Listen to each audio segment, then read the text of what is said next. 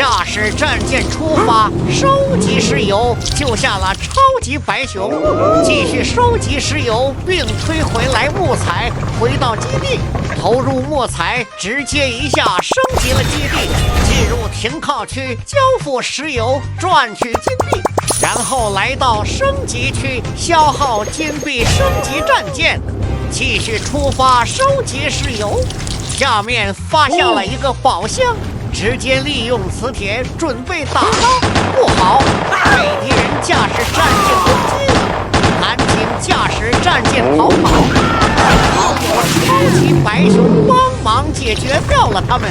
夺取了木材和石油，并打捞宝箱返回基地。先投入木材，再打开宝箱，获得投入煤炭，升级我们的基地。